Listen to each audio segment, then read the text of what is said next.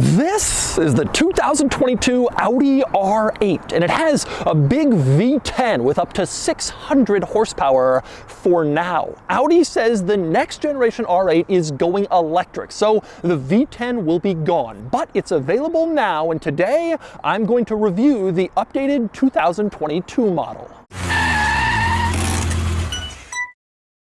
Before I get started, be sure to check out Cars and Bids, which is my enthusiast car auction website for cool cars from the modern era with free listings. You can list your car for free and auction it on Cars and Bids. And we've had some fantastic sales recently, including this 997 Porsche 911, which sold for over $55,000, this fantastic Toyota Land Cruiser Heritage, which sold for over $100,000, and this old school Jeep Cherokee, which brought $24,000. These older Jeeps are getting more and more interest these days. If you're looking to buy or sell a cool enthusiast car from the modern era, Cars and Bids is the place to do it, with daily auctions and great selection at carsandbids.com. So let's talk R8. The Audi R8 has gone through a lot of changes since it first debuted in the late 2000s, and these days they all have V10 power. For 2022, you can choose between rear-wheel drive or all-wheel drive and between a coupe or a convertible.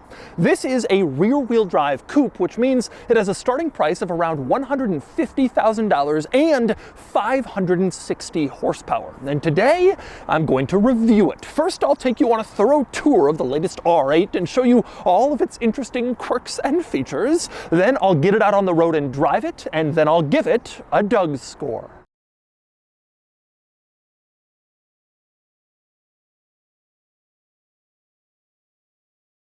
Alright, I'm going to start the quirks and features of the 2022 R8 with a quick overview of the lineup. Like I said, rear-wheel drive or all-wheel drive, coupe or convertible. So the cheapest model is the rear-wheel drive coupe. That's this car. Starts around $152,000. The lineup stretches all the way to the all-wheel drive convertible. They call it the Spider, which has a starting price of around $216,000. But anyway, let's talk about the V10, which, like I mentioned, is this car's only powertrain. There's no V8 R8 anymore. They all have a V10. And in the rear-wheel drive cars, it makes about 560 horsepower, or upgrade to all-wheel drive, and it makes about 600 horsepower. Serious figures for this car. Now, to get in and take a closer look at the V10, interestingly, there's no latch you pull like almost every other car. Instead, there's this little switch. Almost looks like a power window switch, but that controls the hood release in back. And the annoying part is it only works if the car is on. It has to be on and running. Not even just in accessories mode, the engine has to be turned on, meaning that if you've broken down and you really need to access your engine, well, your engine cover won't actually open, so you can do that to fix whatever is broken, which seems like terrible design, and it is. But anyway, with the car on, you can pop open the engine cover, get back here, and take a look at the V10. This is just plain cool. A naturally aspirated V10, a relic from a prior era, and the very last V10 powering production cars on sale today. This very same engine is also used in the Lamborghini Huracan, and it's the last V10 on the market. This is where it all ends. Now, Audi has already announced that the next generation R8 will be going fully electric, and rumors are that the next generation Huracan will have some sort of hybrid V8. So this really may be the end of the line for the V10, and it's a very cool swan song. Now, beyond the horsepower figures, which I mentioned earlier, it's important to point out rear-wheel drive models have 406 pound-feet of torque, whereas the all-wheel drive cars have 413 pound-feet, so a little upgrade for the all-wheel drive cars there. 0 to 60 is in the mid 3-second range, regardless whether you get rear or all-wheel drive, and rear-wheel drive shaves off a little weight, about 110 pounds lighter if you choose rear-wheel drive instead of all-wheel drive for your R8. But the all-wheel drive model does add some other benefits beyond extra power and, of course, all-wheel drive. It comes standard, for example, with carbon ceramic brakes and laser headlights and carbon fiber side blades and a few other upgrades. Now, you can add back pretty much all of this stuff to a rear-wheel drive R8 model and option it just like an all-wheel drive version. But the drawback then is, of course, cost. At that point, when you add everything back in, you have the same equipment as an all-wheel drive model, but you're only about $15,000 cheaper, and you're down about 40 horsepower and 2 drive wheels. But there are some people who insist the rear-wheel drive car is better, handles better, more pure and precise. precise, and of course lighter. So they would actually prefer the rear-wheel drive car over the all-wheel drive version. But anyway, next we move inside the R8, and I'm going to start with the key, which is just a fairly standard Audi key, as you can see, with two notable changes. On the back it says R8, obviously, and on the front with the buttons, the trunk button is this one, the image showing an R8 with its front trunk open, as opposed to a normal Audi with its rear trunk or tailgate open, which is kind of a cool little piece of attention to detail. But anyway, climbing inside, you open up the door, and just like previous R8s, you have this weird two-window situation. You have the main window in the door that rolls down like a normal car window, but then there's sort of a rear part of the front window that stays put. Even though this hangs over the front door, it's like a rear window, and it doesn't roll down, and it's fixed in place, and it's kind of odd, like a back window for rear seats that don't exist. A little bit of a weird touch that I guess came about because of the way the R8 is designed. But anyway, next you climb inside the R8, and the first thing you discover in here, the very unusual thing about this car is there's no center screen in the R8, no infotainment screen in the center like there is for pretty much every other car on sale today. Instead, the only screen in here is in the gauge cluster, and all functions are controlled through there. Now this means that the backup camera is in the gauge cluster, which is actually pretty useful. Right in front of the driver, it's easy to see, easy to look at, that makes sense. But the drawback, as you can imagine, is everything else is in there too, and that means radio controls, phone, navigation, it's all confined to the driver's line of sight. So in the center console you have a set of controls here for the navigation system, the radio, the phone, all sorts of stuff you can control here from the center as the driver or the passenger. But if the passenger's controlling it, they'll have to look past the steering wheel and into the driver's gauge cluster in order to adjust any of that stuff. It's a big surprise and very different from how most other cars do it. And it would kind of get annoying if the passenger wants to do some of that stuff and they can't. The driver has to do it all, but that's kind of the point of the driver focus in the R8. And that driver focus continues in other places in here, specifically on the steering wheel. Now, for one thing, the driver has the ability to completely change that gauge cluster screen layout and view. With these buttons here on the steering wheel, the driver can adjust exactly what's being shown, all sorts of different configurable displays, including a full screen map with Google Maps showing exactly where you are, which can be tremendously helpful since it's almost exactly in your line of sight. I've said before that Audi has some of the very best gauge cluster screen configurability in the car industry, and that's still true here. It's fantastic, really easy to use, and you can make stuff larger or smaller depending on exactly what you want to see. It's a really, really great system, and it really works fantastically. But there is more driver focus on this steering wheel than just that. For example, your drive mode button is here. This little circle button on the steering wheel controls the drive mode instead of in the center console like in most cars. You also have a checkered flag button here next to the drive mode. You press that and the car enters a specific performance mode, which turns off stability control. It's like sport mode but on a next level, and that button is confined to the steering wheel as well. Now over on the other side you have your engine start stop button here, again on the steering wheel instead of the center console or the steering column like in a lot of cars. And you also have this button, which is of course for your sport exhaust system. Press that and it turns on the sport exhaust, and it sounds pretty good. Take a listen.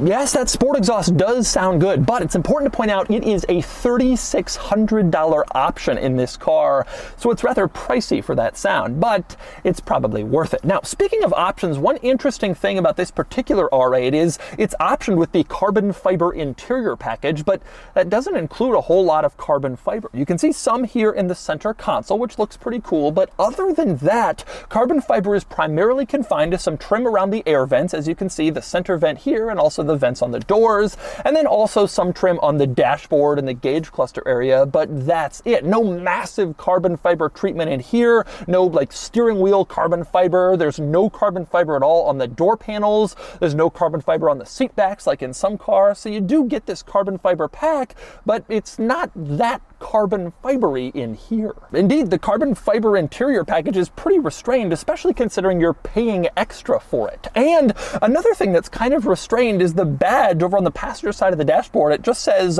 RWD with a massive line in front of it, like a big long underscore. No R8, no V10, just RWD. So you know that this is the rear-wheel drive model, I guess. But it's worth pointing out that that's not all that surprising, these restrained touches, because minimalism is kind of a theme in this car's interior. A good example of that is the climate controls, which are really simple. Just 3 dials and 3 buttons hanging below them, and that's it. No climate control screen like in some cars, no multitude of dials or buttons or settings. It's all kind of confined to this one little area, pretty minimalistic and simple. And minimalism also makes an appearance with the seats. This car has some cool looking sport seats, but they're not especially insane tight buckets like you might have in a GT3 RS, and yet they are still manually operated. You have to pull a lever in the front of the seats and then throw your weight forward or backward to move the seats. There are some power functions for these seats, but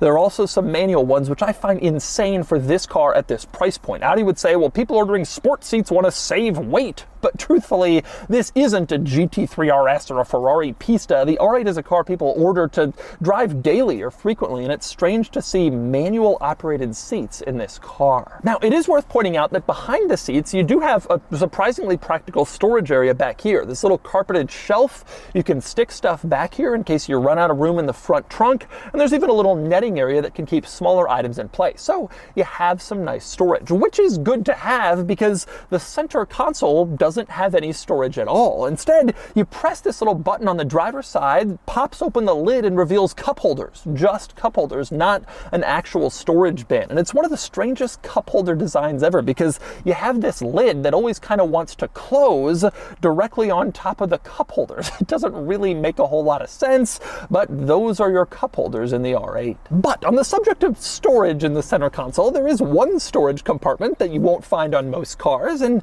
that is rather quirky, and that would be this one here, which is a slot for the key. You get in the car and you don't want to have the key in your pocket or whatever, you can stick it here, it fits snugly, and it will stay there until you are ready to get out and you can grab it again. A little key pocket in your center console. Also, another notable storage item in here is at the very front of the center console area, you have another panel that opens up. This one, you push it back and there's a wireless cell phone charger in there, and also a couple of ports, USB ports to plug in your device so it can play with the car's infotainment system. So that's your other storage panel in the center. Other notable button in the center is this one here, which raises or lowers the rear spoiler. Just in case you want to be one of those posers who drives around with the spoiler up at 4 miles an hour, flexing to everybody in South Beach in Miami, that's the button you press. And when you see that spoiler raised at low speeds, you can know the person has raised it in hopes that you will look at them. Now, in terms of controls in this car, the other notable button in this interior is this one over on the door panel for your front trunk. You push that and then the front trunk pops open and gives you access to your front storage compartment. So let's talk about that front storage compartment in the R8, which has a few notable items worth pointing out, including the fact that when you open the front trunk in an R8, you're basically opening the entire front end. The whole thing comes up, including the front fenders. It's all one big piece. The only thing you're not lifting up is the front bumper, which stays put. You lift up this giant front panel and get access to your front cargo compartment. And as for this cargo compartment, you can see it's actually surprisingly large. It's got a decent amount of space for a lot of stuff, for bags, for a nice weekend trip. It does have some good storage space, making this a relatively practical car. You'll also see a few areas that are netted off from the rest of the storage compartment for smaller items. If you don't want them rolling around or colliding with whatever you have in the middle, you can separate those into the smaller compartments. It's all pretty practical and reasonable. You will also notice in this storage compartment that there's a little case in here that says R8, a little zippered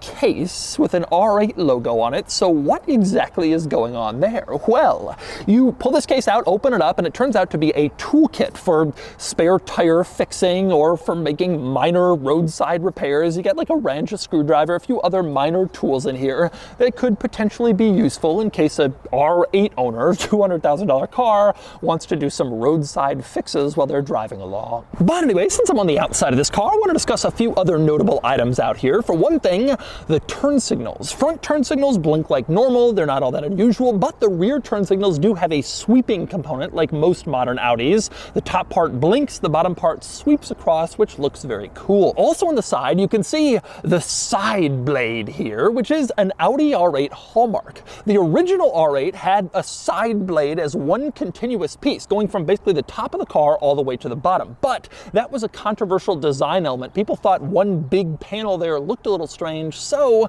for the second generation model, which came out in 17, they switched it to two side blades, one directly behind the windows and the other forming this air intake behind the front door. But you still have a fairly distinctive R8 side blade on the side of the car, which in this case is finished in carbon fiber. By the way, on the subject of the side blades, one cool thing over on the passenger side, the fuel door is integrated into the side blades. You can see it here, aluminum with the R8 logo on it. Rather than try to hide the fuel door, they made it look kind of cool, sticking it right in the center of that side blade and giving it a neat aluminum look with that logo.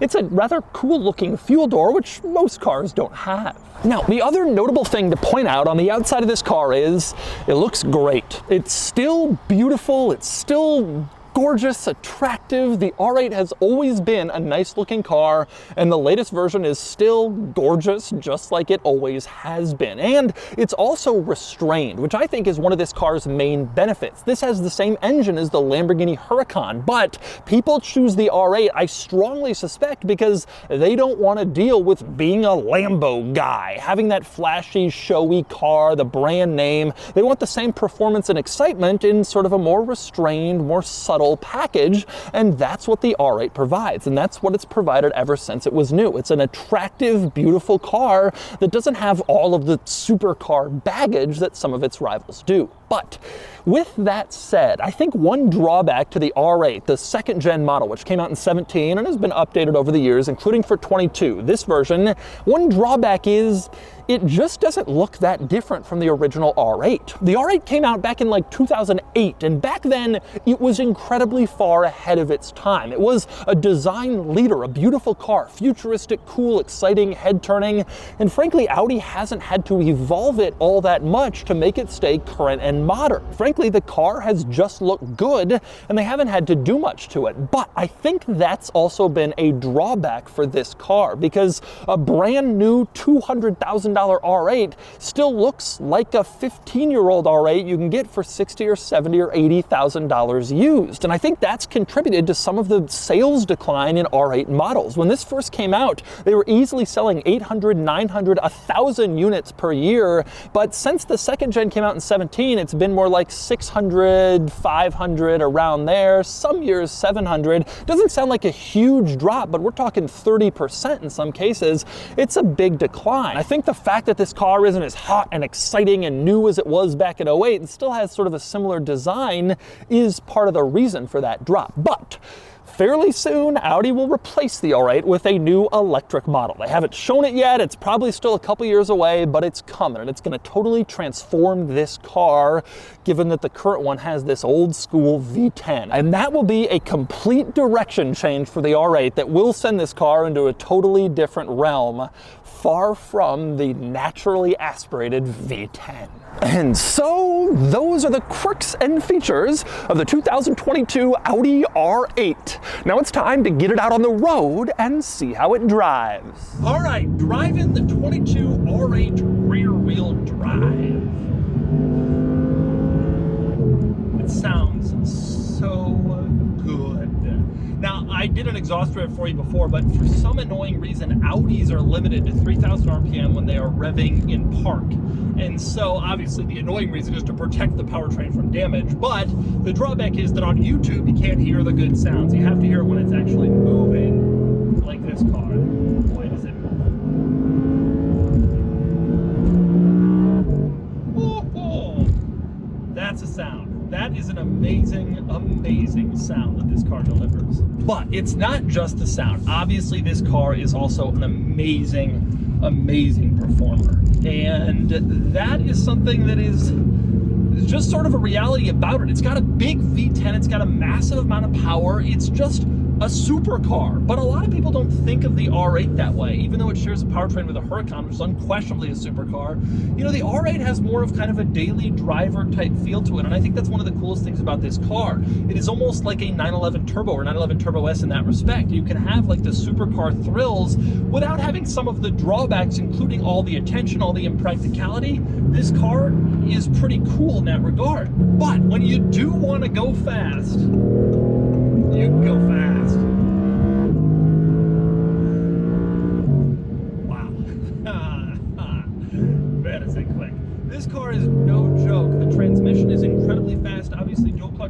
The V10 is tremendously powerful. NA V10. It's amazing to drive a naturally aspirated big powertrain. It's been a long time since I have in a new car, and one of the things you remember is just how much full power delivery it has. Low speeds, high speeds, engine speeds, doesn't really matter. It's just kind of always there as long as you're in the right gear. Ready for big power delivery. This is a really fantastic performer and an exceptional powertrain. Now, I will say one of the things I noticed almost right away about the R8 compared to the Huracan, the R8 steering is just not quite as immediate. It is still excellent, it is fantastic, but the Huracan has some of the most precise steering I've ever been in any car. Also, same true with the 488, piece to the 488, and mostly with the F8 as well. Those cars are on a different level of steering and handling than this one. I don't want to say something bad about this car because I don't feel that it's like a disappointment or a drawback or whatever. It's just not quite on that level. Now, it's nowhere near those cars in terms of price. This starts at $150. A 4.8 or an F8 starts at like $290, something ridiculous. So you can give up a little steering feel for half the money, but it definitely does give up a little steering feel to the true supercar clan. But what you get back is also important. You have a practical, reasonable car. You have a vehicle that not everybody really looks twice at unless it's bright yellow like this one.